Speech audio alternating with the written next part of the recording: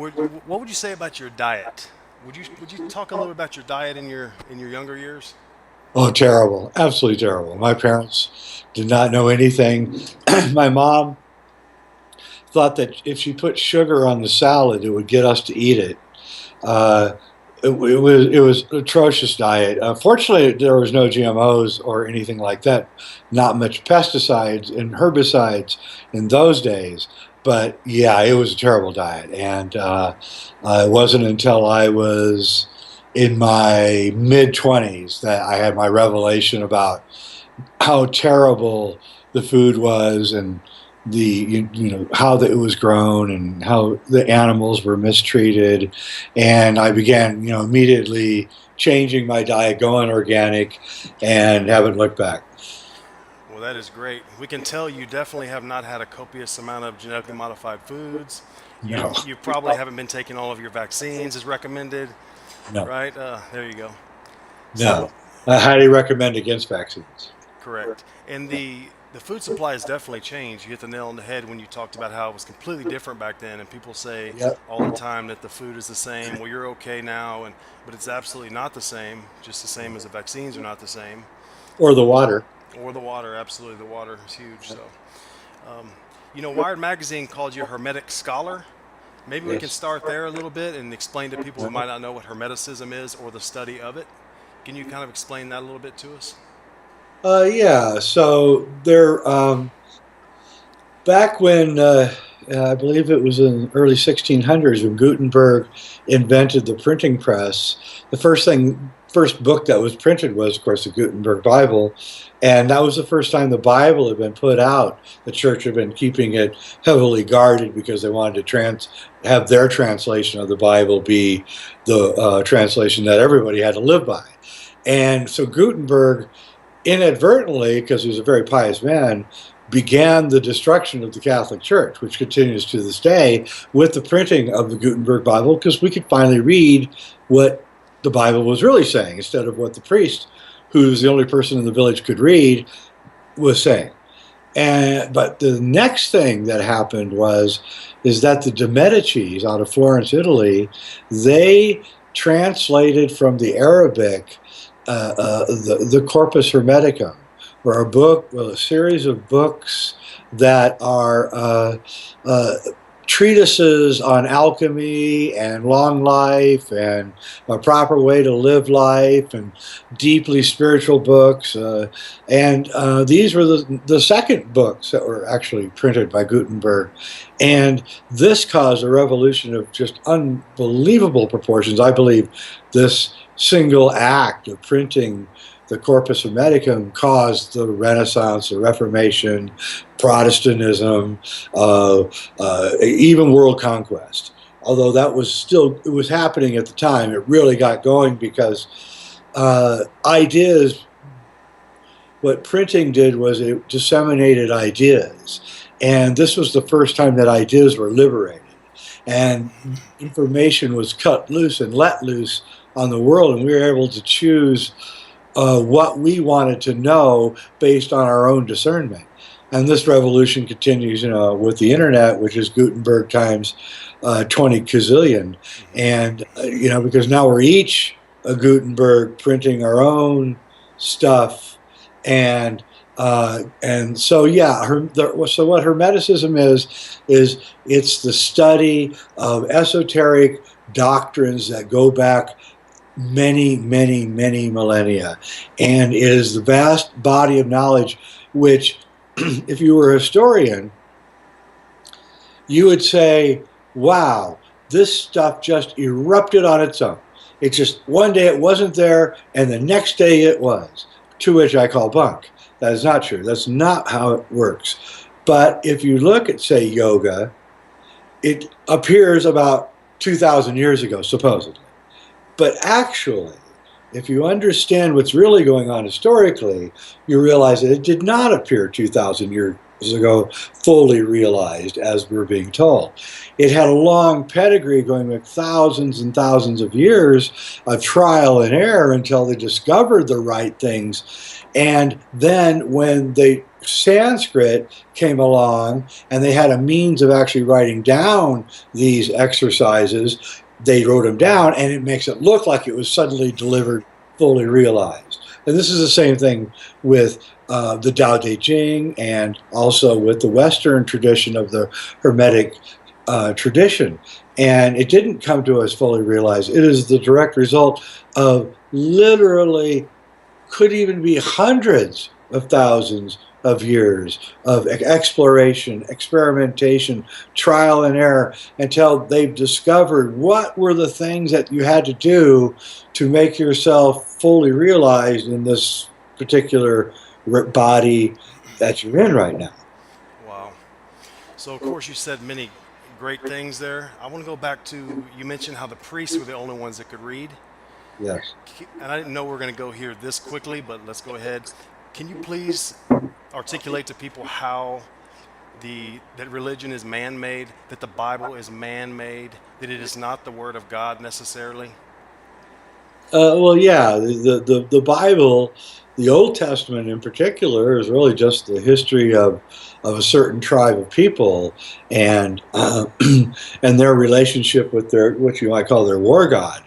And the New Testament is kind of an attempt to bring Gnostic teachings into this area of the Middle East where the Old Testament was originally written. And the Old Testament's God, and I don't want to anger anybody, but if you actually read what he's doing and what he's telling Moses and others to do, it's some pretty nasty stuff. I mean, it's not something that you would want to necessarily follow as a guru. It's not a loving relationship between the tribe of Israel and Yahweh. It's a pretty nasty relationship of divide and conquer and kill. And Christianity was an attempt, a good attempt actually, to try to right those wrongs and to bring in a more Gnostic view of the world, of which was then ripped out of the writings that were left behind by the disciples by the Roman Empire in 300, and by Constantine, who took out any references to reincarnation or was that Justinian or Constantine? Constantine took it out. Justinian finished it off, though. Was it the wife as well, or was it him? Yeah, his mother was a converted Christian. Constantine's mother was supposedly a converted Christian. But you have to understand that Christianity in those days was really what we would now call Gnosticism. It was this belief that we are almost aliens on this planet, and that there are dangerous forces that want to control us, and they use different kinds of manipulations to do that, and that Yahweh is actually not a good guy, he's actually a bad guy, and that the only way through to redemption in this life is through knowledge and the pursuit of knowledge. And this was what all of the great scholars that we talk about know about, Aristotle, Socrates, they were all followers of this kind of way of thinking, which, when Christianity finally, when Constantine decided or decreed that Christianity was going to be the universal religion of Rome, it wasn't because he thought it was a great religion.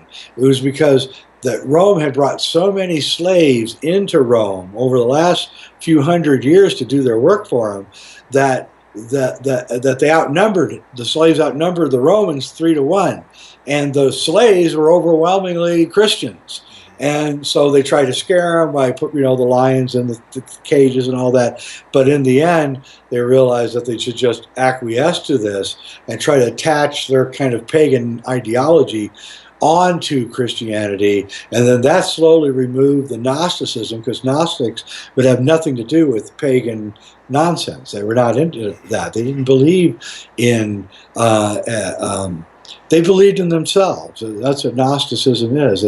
It's a belief that you can find the path to higher wisdom and higher consciousness through your own path. And I truly believe this. And I believe that when you seek out, when you start out on your path of knowledge and higher wisdom, forces in the universe rise up. And you will begin noticing that synchronicities are occurring all the time around you. And those are your masters. Those synchronicities, they're the teachers in this world right now. And so you must pay attention to synchronicities. And you're not probably, it's going to be very unlikely you're going to meet that great master. You might. But it's highly unlikely in this world today that you're going to meet this great master who's going to solve all your spiritual questions. But what you can and will have, if you're awake and aware, is synchronicities abounding, and those you must pay attention to. Mr. Weidner, the synchronicities happen for me continuously. They're nonstop all the time, and they have been for 10 years. And there's no such thing as a coincidence. I've been writing about it for 10 years, and we pay attention to every single one of them. So I'm really excited that you said that. So again, Hermeticism is Secret esoteric knowledge that has been passed down to us for possibly hundreds of thousands of years of an exact science of human consciousness, which has been given to us as a gift from our ancestors through many, many, many trial and errors until they found the right path. And it is the way towards human and spiritual liberation. Wow. And it begins with the body. The body is the alchemical vessel. The body is the vase that you see in the alchemical drawings.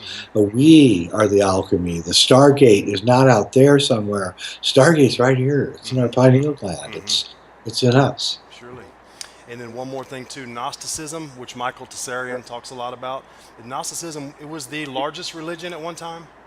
It was the largest, second largest Hinduism, Hindu? or yeah, would be the largest, but Gnosticism in the West was the largest, second largest religion in the world and the largest religion in the West. And that started in Ireland, or No, Gnosticism? that started in the Middle East. Middle East? And yeah, Persia, that area, and it was this kind of attempt to collect and aggregate all the knowledge that had ever been gathered by different cultures. And Greece was part of it, and Persia, which is now Iran, and it was a Middle Eastern thing. It was by the Aryan peoples that occupied those countries at the time, and they were also boat building and ship sailing people, and they were the first people to also, as they're aggregating knowledge locally, which would be the entire Middle East, they were also sending ships out and aggregating knowledge. And we now know, or at least I believe, that these ships made it to Mexico, South America, Asia, Australia, New Zealand.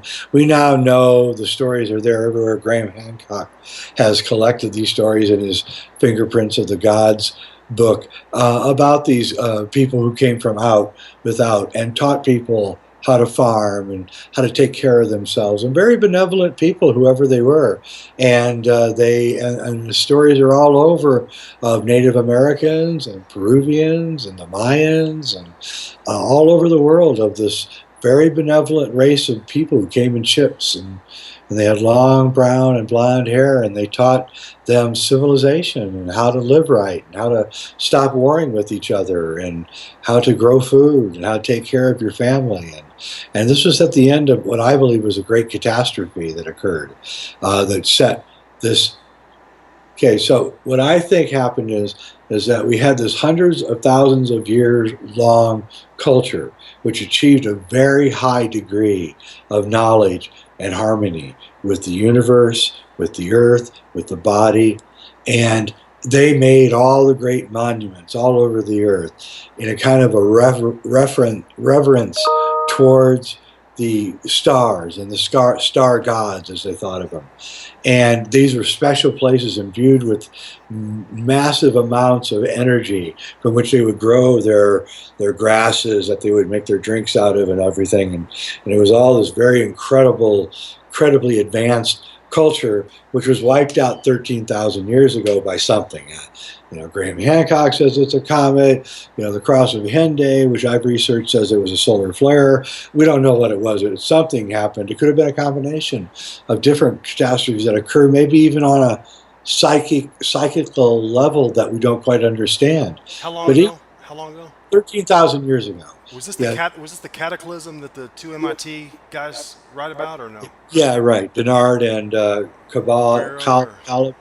yeah, those guys, right? Exactly right. And now this has been in Graham Hancock's new book, Magicians of the Gods. This has been verified. We now have traced the nano diamond layouts, and we can see that there were huge, massive comet strikes in northern America in 13,000 years ago, which caused a nuclear winter, threw us into the most massive ice age we've ever been in, and wiped out, I believe, this culture, this dynamic culture. Didn't wipe it out completely. Enough of them remained to reinvigorate us and to keep the knowledge going. So we get yoga, Hermeticism, the Tao Te Ching, all these incredible things from this previous culture of the survivors who existed and may still exist with us right now. We don't know.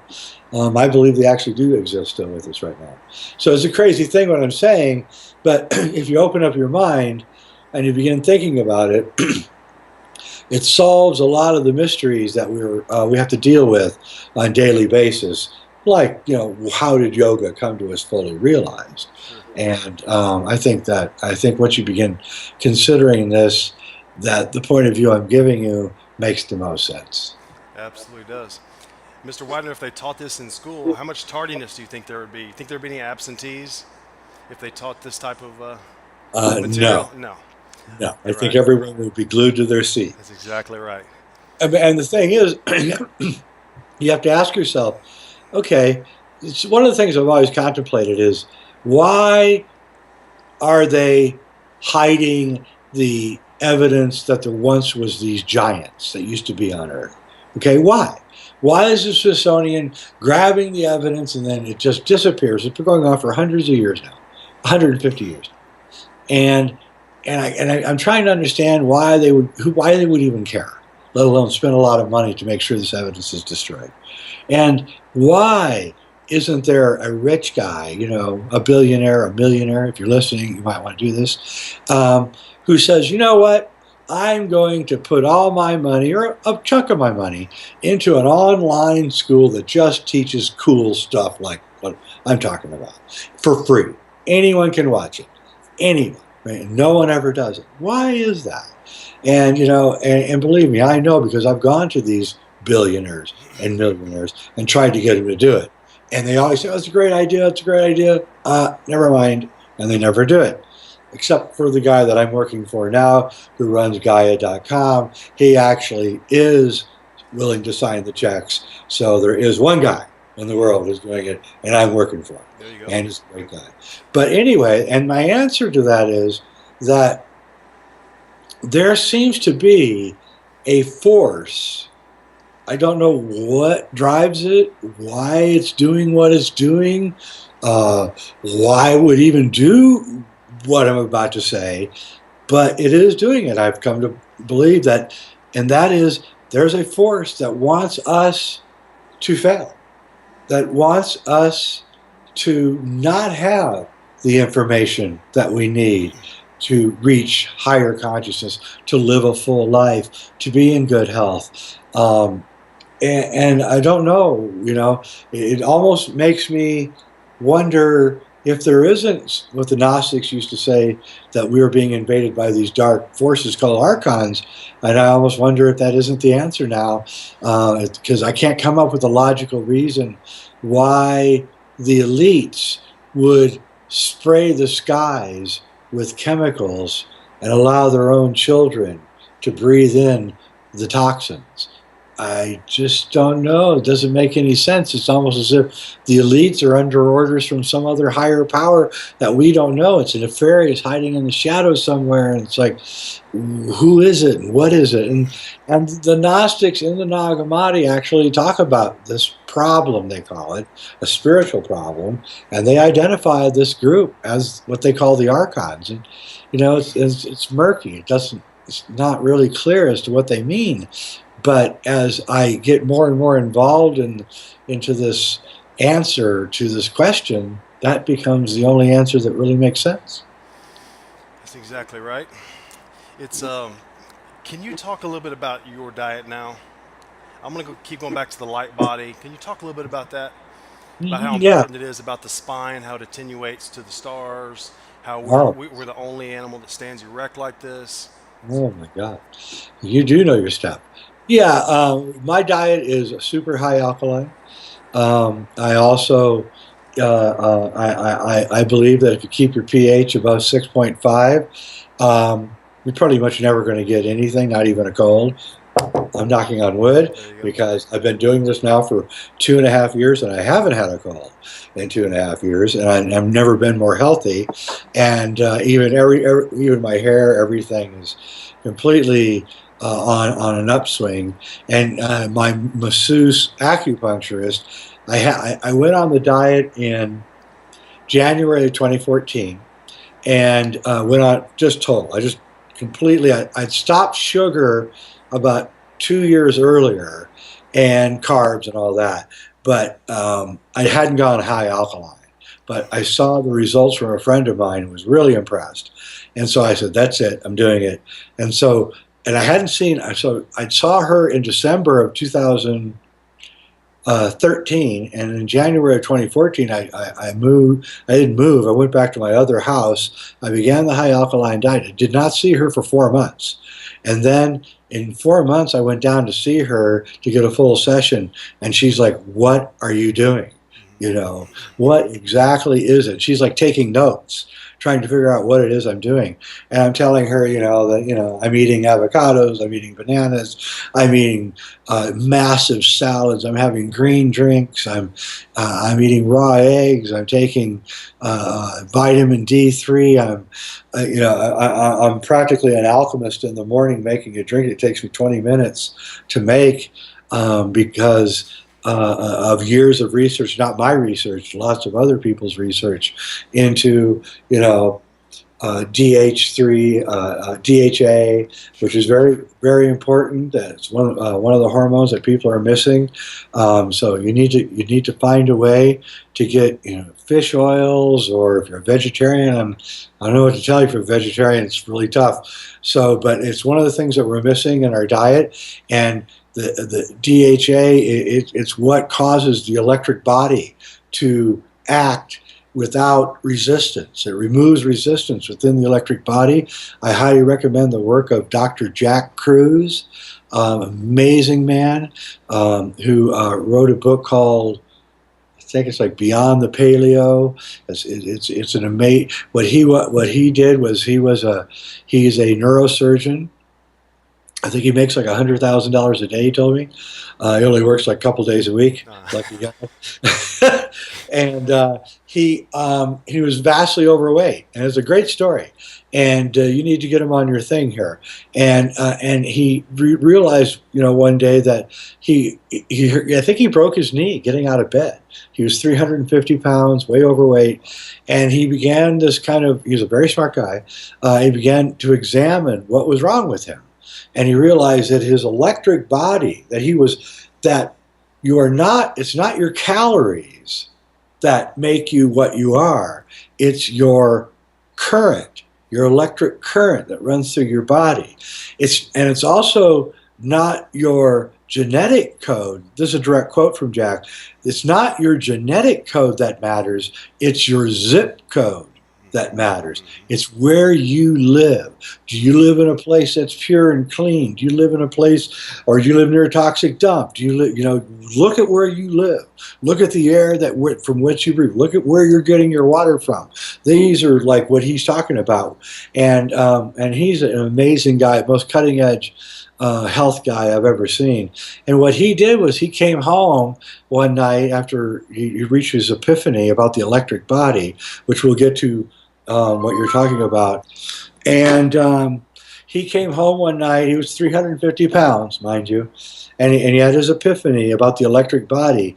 And he came home one night with about 20 bags of ice. And he put them all on the bathroom sink area, and he took off his clothes, and he got in the bathtub, and he told his wife, honey, pour the ice on me. And she's like, no, do it. And so she pours like 20 bags of ice on him, and then 20 more bags of ice on him. After those bags melt. Then he sends her out and says, go buy 40 more bags, right? And he sits in this bathtub full of ice, freezing cold, for hours and hours and hours. Well, what's he doing here? It's very important to understand. So the reason that he was inspired to do this was he was in Yellowstone Park one time in January, and it was about 15 degrees below zero. And he was with a game warden or something, park ranger. And he saw this really skinny coyote running across the ice. And he said, that poor coyote, it's not going to live another month. And the park warden looked at him and said, are you kidding me? That coyote's been here for 30 years. That got Jack thinking that why isn't this coyote dead? Why is he still alive and thriving at 15 degrees below zero with no food? He's not dying. Why? And Jack realized that's because cold precipitates less resistance in the body towards electricity. And he realized that coyote was now living off of his electric body, that when it got really cold, it ignited his electric body, because that's what cold does, if you know anything about conductivity. So Jack realized that if he went home and poured ice all, by the way, he weighed himself before he went into the bathtub, and he was, I think, 350 something pounds. And I think, I want to make sure I give the story right. I think he got out, he went in at like 7 at night, and he finally climbed out at like 9 the next morning after he ran out of ice. And he weighed himself, and he had lost 70 pounds. Wow. Yeah. Now Jack is a spry 170-pound guy with lots of muscle and strong, but he understands the electric body. And so, and these things they're all connected. So the Earth has a field that goes around it, and it's an electrical field. We'll just say that the electromagnetic field that goes around the Earth is sort of like the skeleton of a larger body that we can't see. Now, does it run cold or hot? Or because we know that the larger animals like the whales, giraffes, elephants, they actually run much cooler and they live much longer. The shorter lifespan, mosquito, flea, ticks, all those run very hot, so they die out and perspire very quickly. That's right. You need it's cold. The cold is important, and if you live in a hot weather environment, then you need to keep as few clothes on as possible. And if you live in a cold weather environment, you need to learn to embrace it, because it's actually quite invigorating. And you tend to think more clearly in the cold, or when you're cold. The body seems to be more alive. I know a lot of people don't like the cold. I have come to embrace it, and I can, I chop firewood with my shirt off in the middle of the winter. I'm not afraid of it. I like it. So, but other people, I get you. You got a different kind of system than I do. But I really think the cold is more psychological than it is anything else. I think once you embrace the cold, that you will understand why it is good for you. And so now I just take cold showers, for instance. I don't take hot showers anymore. I like the bracing cold in the morning now. Doesn't matter if it's winter or summer. I feel better. I mean, I just immediately feel better. I can feel the conductivity immediately going through the entire system, and the ends of my fingers I can feel them tingling, and so the Earth has this electromagnetic field that goes all around it, like, and these electromagnetic fields are coming down everywhere.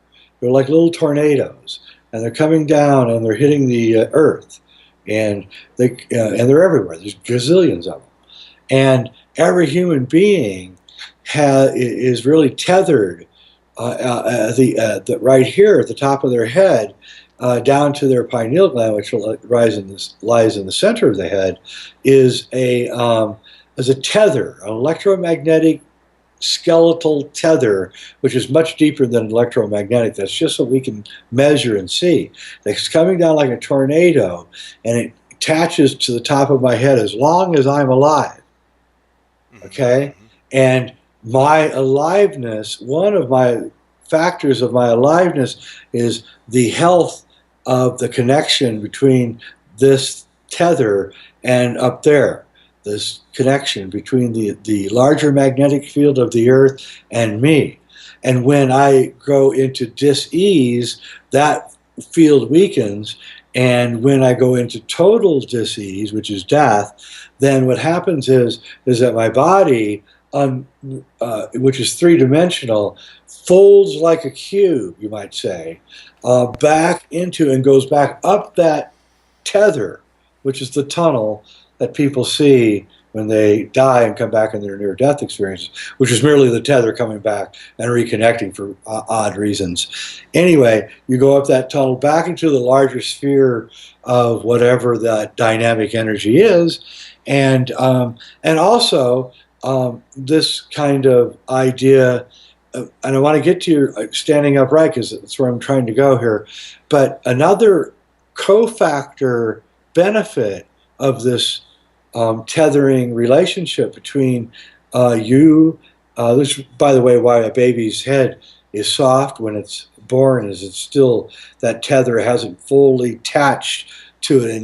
It can't have the skull getting in the way of the attachment to the pineal gland, so it has to attach fully after conception, and then the skull can close over the top.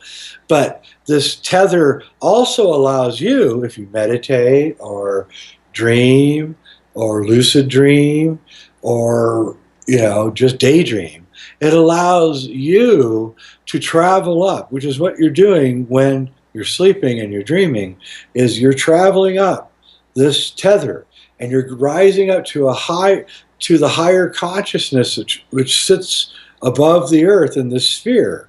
And that's where you meet people, and that's why dreams are so strange, because you're living, when you're alive and you're awake, you're living one-dimensional time, three-dimensional space.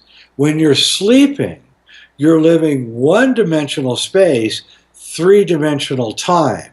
So when you rise up that tether and you are now in this overexpanding sphere while you're sleeping, your body's down here snoring away, you're up here roaming around in this fourth dimensional construct, which is three-dimensional time. In other words, time goes in many directions, which is why dreams are so weird. And then when you come back down, when you wake up, you can't remember any of that because you're now transferring from three-dimensional time to one-dimensional time, and one-dimensional space to three-dimensional space, and the two are incongruent, and it causes a kind of a immediate forgetfulness, which is also why you forget your past lives when you land here, because when that tether comes down, it's like you have to be real here in this now. Anyway, what makes human beings and anything that stands upright to be what you might call superior conscious being is that what by the act of walking upright, we are now catching these perpendicular lines coming down in exactly the fashion that they need to be to hit us in the right fashion. So animals have the spine bending sideways, and this causes a restriction in the flow of the energy coming from above, these telluric forces. And so animals are caught in what you call two-density reality. They know they exist, but they don't know there's a future. They don't know there's death. They don't know where they came from. But they're just in the moment, which is fine. That's a great way to be.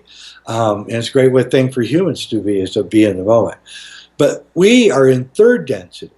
And the reason we're in third density, not dimension, density, is it because the densities are, the first densities are rocks and soil, second density are animals and plants, so the beginning of conscious life, and then third density is realizing you're going to die, that you're in control of your life, that you can become whatever it is you want to become, that you're essentially a spiritual being, all these higher consciousness things, and then fourth density, of course, is the beginning of ascension into higher levels of consciousness, which hardly anyone on earth has achieved.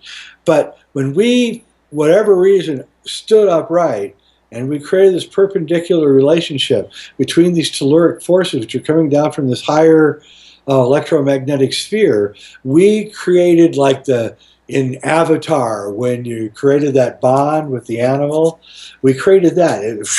We created this bond, and so we are now in communication, direct communication with, well, I guess what most people would be like your higher self, which is merely this higher sphere of influence, but which can really be thought of as like you're in a street like New York, and you're down on the ground walking around or driving around, let's say, and you're not sure where the traffic jams are, and your buddy, who's your higher self, he's a window washer up on the Chrysler Building's 80th story. And he's on the ledge washing a window. And you get your cell phone and you call him and say, hey, is 42nd Street open? I got to get out of town. Can you tell me? He looks down. He says, oh, yeah, it's clear all the way. Go, dude. That's your higher self. You can just see more clearly ahead for you. And if you learn to communicate with it, which is what synchronicities are, getting back to what that is, that's communication between your higher self and you. And he's telling you, hey, read this book, or hey, maybe you ought to not go to that restaurant because you had this happen to you, or whatever. There's a million things. And once you become attuned to all these realities that are going on around you, and your attunement to the larger self, then you become aware on a moment-to-moment basis, which is really the whole game. The Hindus say that the only way that you can really ascend to the next level of existence, to say the fourth density, is by gaining complete and utter knowledge of the density or the dimension that you live in. And that's my goal, is to gain, maybe I'll never gain 100%, but I'm after as much knowledge as I can get about this interacting dimensional interface we're living in, so that I can use that knowledge to attain a higher consciousness at some point in the future. So you have amassed a voluminous amount of knowledge, obviously, and then turned it to wisdom. So would you say that you're progressing every day, learning more and more every day? I mean, just nonstop, is it not? Yeah, it's nonstop. I have, I'm fortunate that I work a job where many, many, many extremely enlightened and intelligent, conscious people are coming through, and I'm in control of their interviews and their programming for Gaia.com, and that has given me, it's like going to super cosmic university. I already came in fully prepped, but I had no idea the kinds of esoteric knowledge that I was going to come up against. And I think that right now, because of that, I have I can speak with a certain authority about things that maybe even 5 years ago I couldn't. Wow. And your diet's getting better and better. And you mentioned that it was only 2.5 years ago that you started the alkaline diet. Yeah, I've been doing a good diet for about 6 years before that. And I'd always been a good diet. I mean, I've always been organic food since I was like 24 when I realized that there was even such a thing as organic food. So I've always been on a good diet, but the alkaline diet really supercharged me into a way. And I have to say, quitting sugar completely is the second wisest thing after the alkaline diet. And I had an occurrence.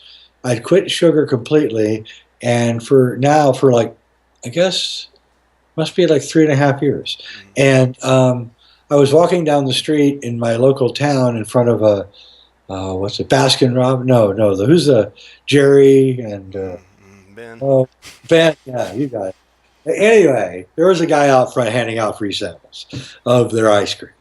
And I was with my wife, and I was like, and she said, "Oh, I want to try some. I haven't had ice cream in a while." And so I said, "Okay, give me a little tiny bit of your ice cream."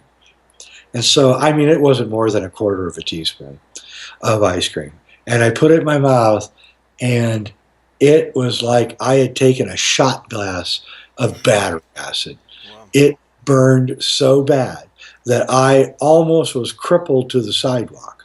My mouth was in absolute flames. And I realized in that moment how bad sugar really was. Or even fake sugar and all the chemicals in the ice Or creams. that's even worse, For sure. but they're both bad. Sure. So, but sugar is a killer. Sugar is where we get cancer from. I'm Absolutely. sure, absolutely. Yeah. Sugar causes cancer. Sugar is the greatest killer on earth. It kills more than cigarettes, alcohol, and drugs combined. It is in everything. If you go to Whole Foods, commonly known here as Whole Paycheck, and you go to buy the foods that they're making at Whole Foods, Hmm. and they got the ingredients, so you can read the ingredients. There's sugar in everything. And I that's went why it's 88 cents a pound. It never changes because they want to keep it to, exactly right. yeah, I went to the manager of the local Whole Foods where I went. And I said, "Can you make the same thing? You know, the same soups that you're making here, but without the sugar for us people that don't want sugar?" "No, we cannot do that." I'm Wow. like, "Okay, whatever. Then I'm not buying your stuff."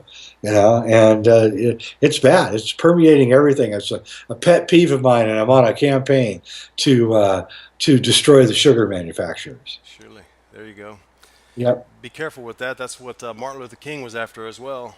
That's right, he was. Yeah. Actually, what's his name? Michael Tessarion, in one of his books, goes into the whole history of sugar and how the British Empire used it as a tool of conquest, both in the New World and selling the sugar products back to the Old World, causing diabetes and tooth decay and I believe cancers like crazy. Surely. So, It's absolutely correct.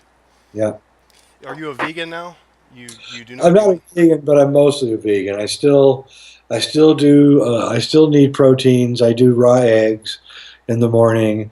And you still need proteins. Sure. It's always going to be a problem. You need DHA, and that's a real problem if you're a vegetarian. So I say cut the meats way back, eat more fish, but then you got to worry about Fukushima. That's absolutely true. So Yeah. there's a lot of problems. What I tell people is that if you're going to be a vegetarian, then at least make the compromise and eat a raw egg every day. A raw egg has more protein in it than 10 steaks. Because it's raw, you're not destroying the protein, you're getting it pure, and there's so much DHA in the yolk of the egg that you don't have to eat fish oil. That's it, one raw egg a day, and it doesn't taste that bad. So it gets, excuse my pun, a raw deal as far as the taste. Yeah. So I think vegetarianism is good, but I think you still need to get high quality protein delivered on a daily basis, or you're going to get sick. Sure. And eggs are the perfect food, or one of them for sure. They, Just like they are living yeast as well. exactly. For Living sure. yeast is a great Yeast thing. is Yes, absolutely. unbelievable. Yeah. Yes, it is. Who put us on the grain diets, Mr. Weidner? Well, well, that's a really good question. There's Well, it's funny. You look okay. at the food pyramid. I've studied nutrition my whole life, and Yep. you look behind the food pyramid, the human body is not essential to carbohydrates, but yet they want us to get 65% of our carbohydrates from grains, fruits, vegetables, whatever it comes from. That's when I see that, and I know exactly what you're talking about. That's when I start having to go to the Archon thing. I'm like, really? This is such bad science. Who thought this up? And then I think that it's so dumb when I see the food pyramid. I say, this is so dumb, so backwards, Yeah. that it either has to be absolute stupidity or some kind of evil demonic thing trying to overturn everything. But my real answer to you is that uh, I would say that, in my point of view, about 4,000 BC, the human race began to be enslaved. First in Mesopotamia, and then spreading out. Until today, the human race is almost entirely enslaved. And I don't know who's enslaving us. It could be aliens, I don't know. Probably just some bad people. But the first thing they do, let me preface this by saying something else.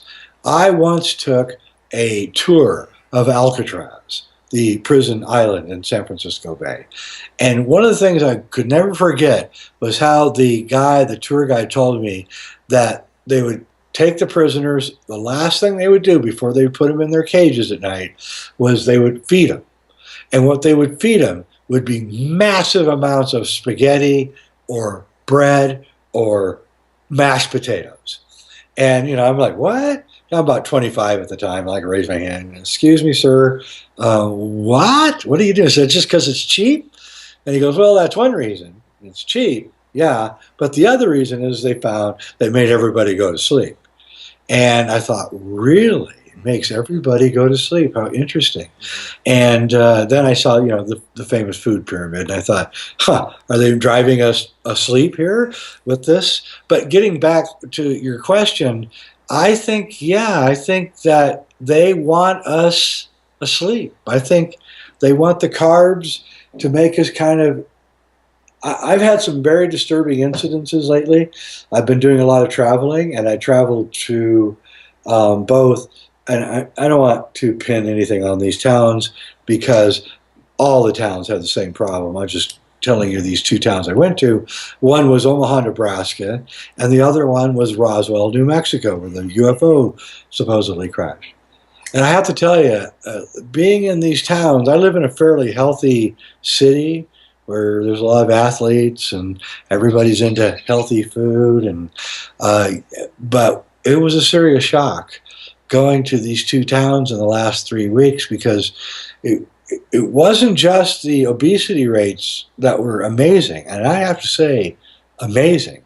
I don't think I've ever seen so many fat people, and I'm sorry if you're fat and you're offended by what I'm saying, but it was unsightly. But I realized that the GMOs are now finally starting to have an effect that I had not intended, or I'm sure maybe it was intended, but I had never thought was going to happen, where the skin itself is beginning to become motley, and the bags under the eyes, and I'm not talking about older people, I'm talking about kids. I'm talking about people in their early 20s. The skin is hanging off their arms.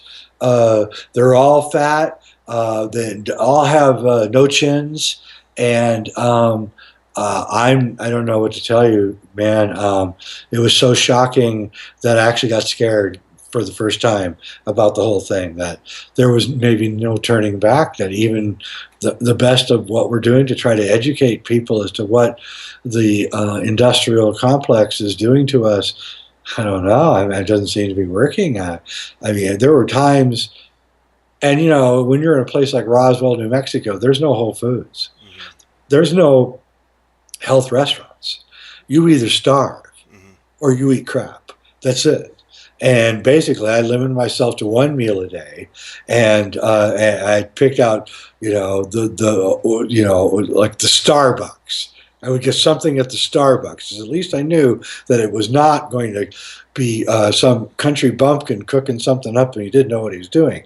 But it was basically starve the entire time, and I don't know what we're going to do about that because these people are seriously in bad shape, and I mean in serious. They're dying, and they're not old people. I'm 63, and I'm telling you, I could walk on a slow, on a fast walk. I could outrun them in 20 minutes. I'd be 2 miles ahead of any of them. None of them. You could see all of their arches collapsing. You could see the sore feet. You could see the bottoms underneath the knees all swollen from the weight. Maybe I'm just getting sensitive now, at my age, but I found it very disconcerting, and I don't know if we're going to be able to back engineer this and make it go away. Well, it's horrifying, and they are very young, even younger than 20, as you described. We talk about it all the time in the grocery stores, and of course, they can barely even put a sentence together. The light is not behind the eyes anymore. No. It's totally gone. Now, can you be horrified? Is the next generation? How about the next generation, 15 years from now? What will they look like? I guess that's why they're building robots. Well, I'll tell you what, it's very interesting because one of the things that I do, I'm doing for Gaia.com, is right now I'm doing a series of a 13-part series on the secret space program. And this is very interesting. This is a brand new development for me.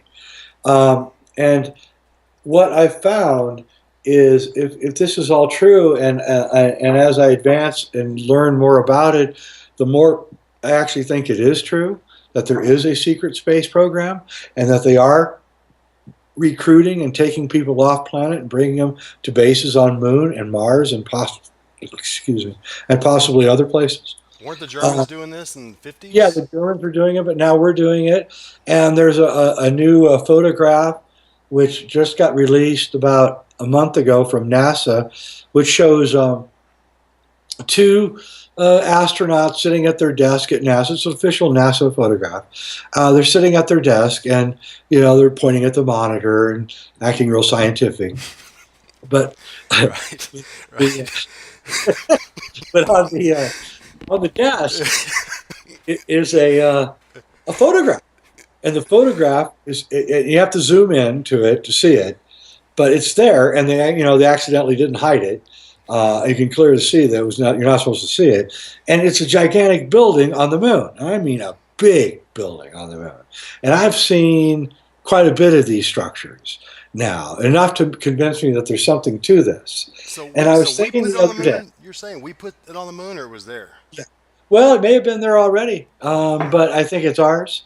I think we're actively colonizing the moon and Mars right now, and I think they're having, what I've heard from insiders, is that, and they've had a very hard time since they started this in the early 80s, and they've had a very, now hang with me because this is very interesting, and you're the first person I've told this to. They've had a very, very difficult time recruiting people to go up there. Okay, they need bright people, they need top minds, and they've had a very difficult time. That's what I hear over and over and over. Would you go? Say, no. I love nature. I love the mountains. And I love streams and rivers. I love going hunting, and I like life here on Earth. Wouldn't want to go. I like fresh air. I like good food. I like women. I don't want to be caught up. I don't want to be in a walled place. But what if they're making life so? Okay, they're having trouble recruiting, right? The people that they want to recruit are the really smart people. Do you know the work of David Paulides and Missing 411 and all this? Mm-mm. Okay, there's this ex-cop who's been investigating missing persons in national parks, and there's thousands of them. Okay. And he's found a strange pattern in that a lot of the people who just disappear now, they just are gone. They go hiking and they're never seen again.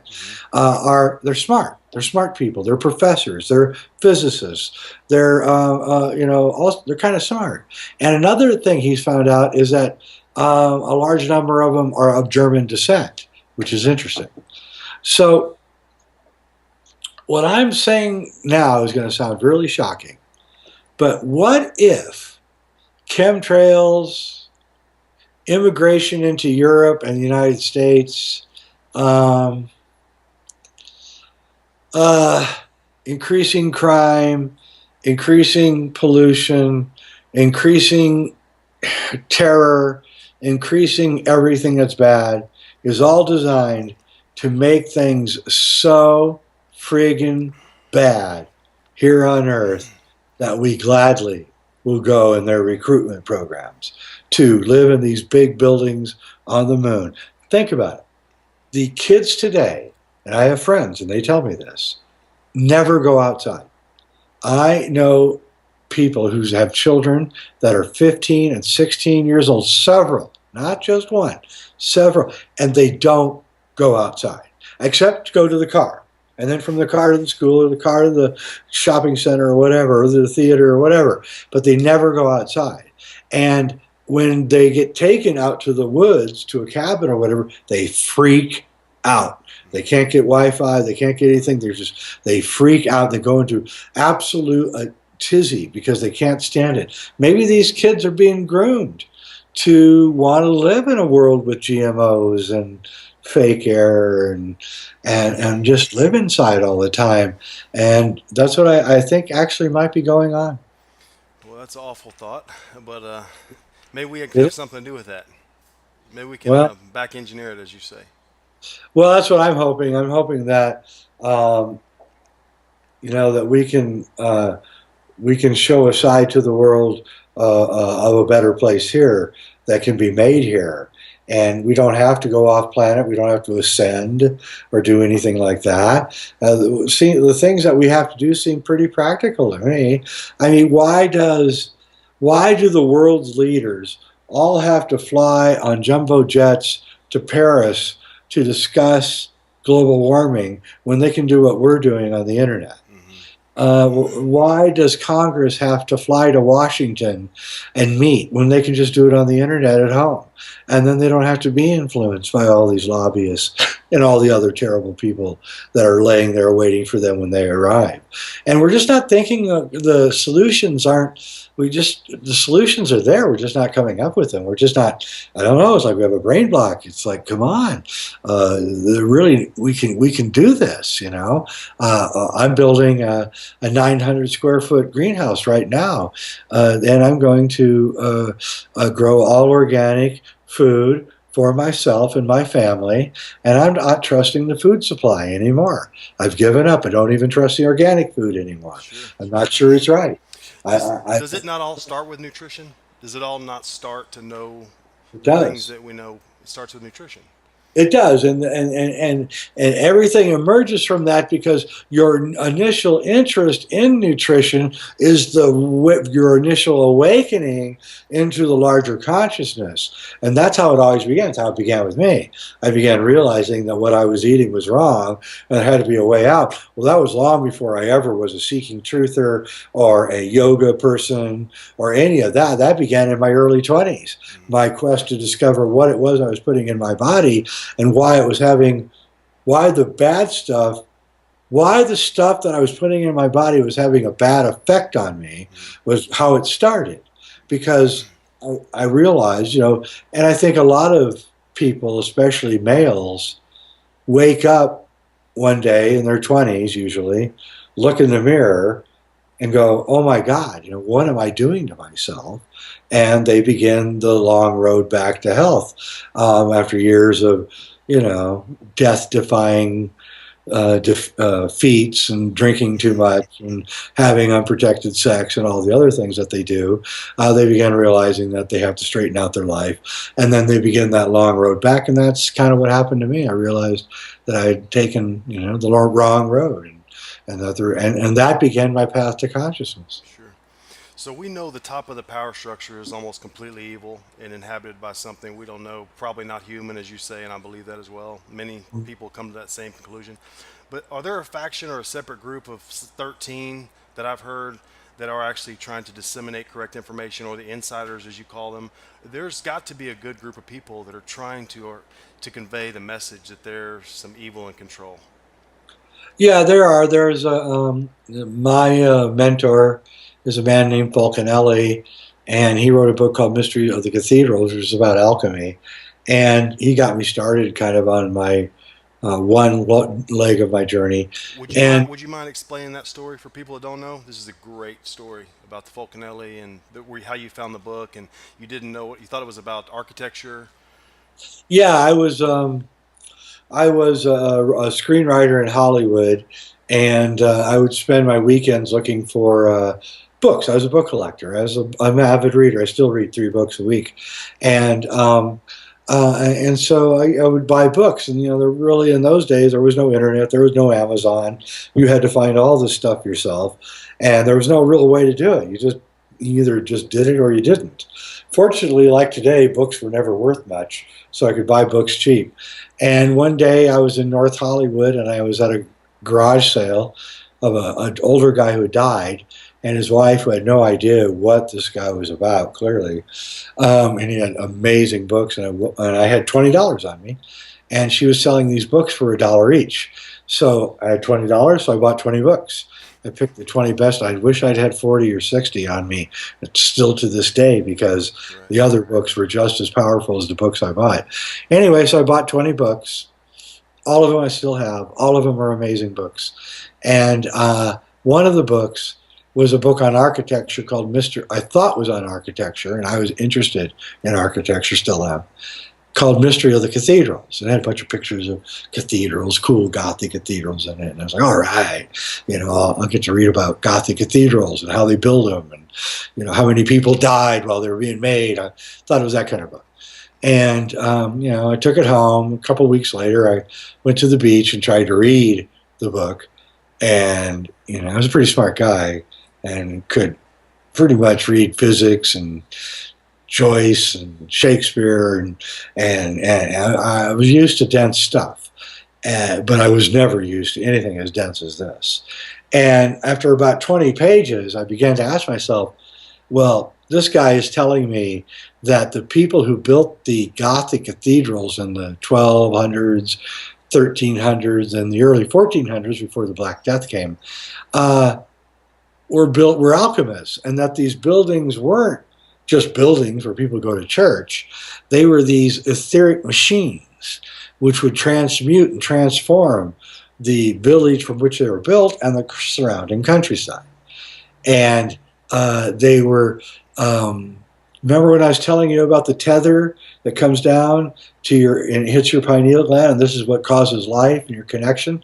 Well, the steeples, Falconelli says, were designed to draw this energy down and bring it down into the rotunda at the floor of the cathedral, where it would go out in like a spider web in all directions, and that the cathedrals were built on the highest hill in every town, which they are.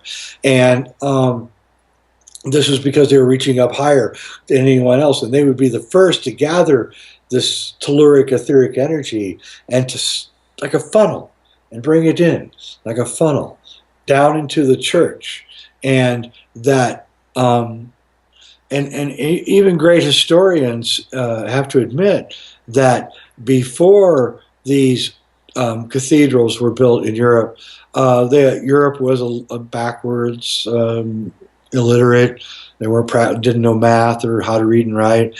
But because of the fact that they had to build these intricate cathedrals, that instantly instituted schools that taught geometry, linguistics, all the things that you're going to need to communicate with 300 guys while you're building this incredibly intricate building. And this precipitated, again, the Reformation, the Protestant Reformation, the Renaissance, because now Europeans were being taught to think again. And I believe this was being done on purpose, that the secret society, this one that you were talking about, who at that time was ruling the whole thing, was doing this with pure benevolence. This was their way to reawaken Europe back to its previous values that they had when they were Gnostic, and to undermine the church without the church ever kind of figuring it out. In other words, it was a group that infiltrated the Catholic Church and then funded the building of these Gothic cathedrals as alchemical vehicles to undermine the church's influence and to bring larger powers, etheric powers, down into the landscape of Europe, which it did. And so Fulcanelli writes about this in his book, Mysteries of the Cathedrals, and pretty much lays out this kind of different reality. And when I read this, I was like, are you kidding me? Really? And why? My first thought was, why would a guy who's obviously incredibly intelligent, knows everything about history and science and physics, and why is he pulling a hoax off? Why is he spending hours and hours and hours of his time writing this books, which is clearly a hoax? Because none of this could really be real, and that was how I felt. But the nagging question was, why would he do it, and why was it, and was so intelligent? But one of the things I noticed in the book while I was investigating it was that he had these odd words which were italicized. Every few words, there would be a word that was italicized. And I couldn't understand why he did that. So I began actually investigating each of those italicized words. And that was where the money went. When I did that, I began realizing that what I had been taught in history class was wrong. And it took you 4 years to get through it, the italicized words or so, right? Yeah, and I realized that everything that I've been taught was wrong, and that why he did that was he wanted me to go, or anyone, to go down this path and to realize how wrong everything was that we were being taught. And what that did was that rewired my own brain, which was the intention of the book to begin with, not my brain. Anyone who went down the same path would have the same thing happen to them. And that was the whole point. It was to teach you not what alchemy is, but that alchemy is real, and that alchemy can be pursued, and that you can find the elixir of life, which will bring you a long and satisfying life. And these things are all true. And the powers that be don't know what causes long life. They have substitutes that they use, which work for a while. But they don't have it because this 13 people who went underground about 220 years ago and refused to be found, and I believe that Fulcanelli, the writer of that book, is one of these 13 people, or the book is a result of a committee hearing of these 13 people, that they have to stay underground and hidden because the Illuminati is after them, because the Illuminati, their number one goal is to find this elixir of life so that they can live 1,000 years and not have to pay karmically for what they've done. So this 13-person group, what they do in order to influence things is they write books that they release anonymously, like Mysteries of the Cathedral, and other books that have been released anonymously. But they also cause synchronicities to occur. And first what they do is, I think, is they look at people, and they find people who are sincere and are not in it for a buck and aren't in it for personal power. And they make sure, they can tell anyway, they're very powerful people. And they make sure they got the right people. And then they begin pushing those people down pathways through synchronicities, mostly. But sometimes direct even intervention. It's amazing. I've talked to people like Whitley Strieber, who's had direct intervention. They've come right into his life and sat down in a hotel room and told him exactly what he was supposed to do. And not with me. I'm never that lucky. But so I think that's what they do, and they're seeking, I don't want to call it a jihad or a spiritual war. It's not that, but it's a little bit like that. It's, in other words, you're probably one too. We're reluctant warriors in a spiritual war against forces that we can't even identify. And we have a lot of help from very powerful forces, and I truly believe that the forces that have remained hidden, that are working through people like you and I truly believe that they have turned the tide recently, and we are now, for the first time in my life, on our way to a victory. But when I see all the fat people in Roswell and Omaha, I have to wonder, you know, I don't know, man. I see you, and you're the perfect, vibrant health, and I wonder what happened to the rest of us. Why can't we be like you, you know? And it's breaking my heart to see the human race falling apart like this. Well, I'm trying to be like you. Would you mind to describe alchemy a little bit? You have the time to describe a little bit of alchemy, and the Yeah. question I'll ask you before you finish is, are we the gold? We are the gold. We are the gold. That's exactly right. The lead, when you take the L out of the word gold, you have God. And so when you take the lead out of the human body, you have God. So the human body is gold with the lead removed, and that's our pathway to ascension. So alchemy is the science of the ancients. It was their main science, and it was a incredibly intricate science that involved herbs and minerals and planetary alignments and solar and the way the sun was configured, astrology. It was everything, and it was all about your relationship between when you were born and the stars and the spinal configuration and the endocrine system, and all these things were working in relationship with each other, which they still are. But we're in such darkness that we don't understand that all of these things are working together to create wholeness, and that you don't need an elixir of life. I mean, there is one, and you can take it, and maybe you should take it. I'm not saying you shouldn't. But at the same time, the human body has hormones which will cause you to live hundreds and hundreds of years if you know how to cultivate them.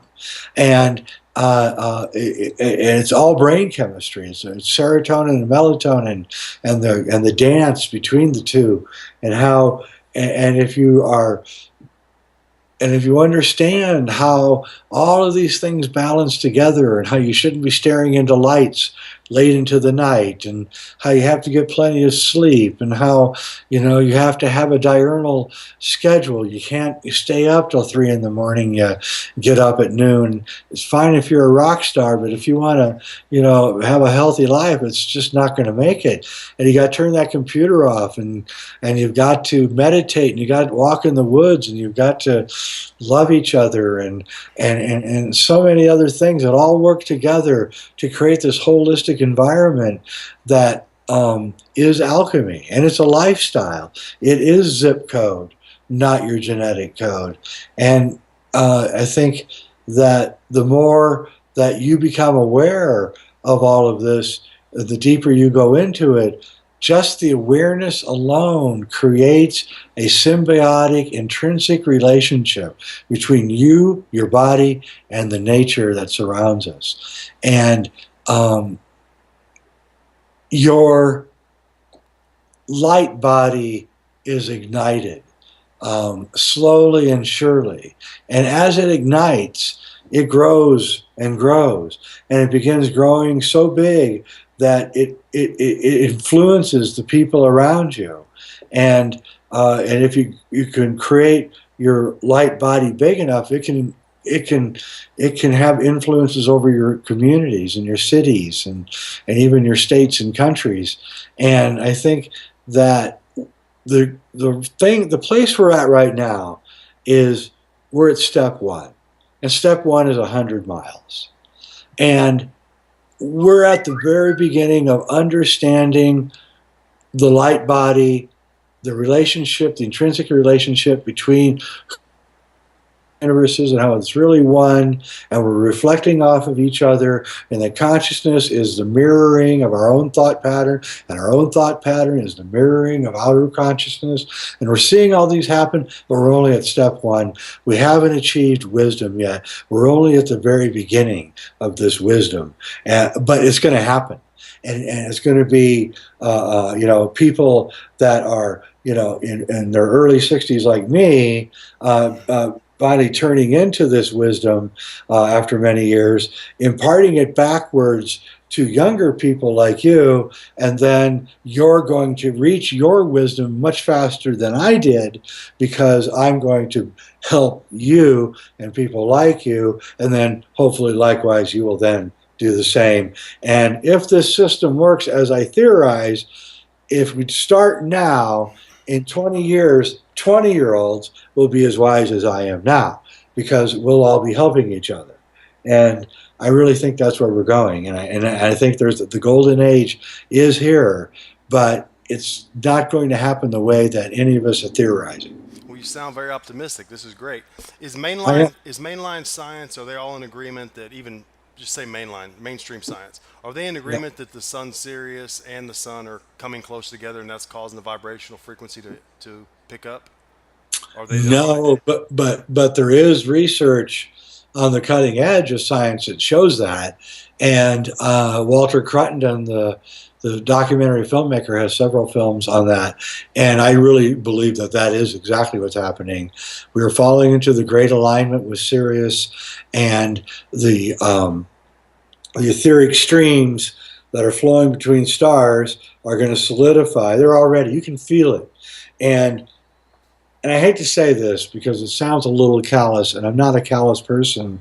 I really love the human race, but when this alignment, this thing really finally comes into focus, those heavyset people in Omaha and Roswell, they're not going to matter anymore, and, and that's the way it is. I mean, the vibration is going to be so fierce that a lot of people are going to not be able to handle it, and that's why you have to get right now.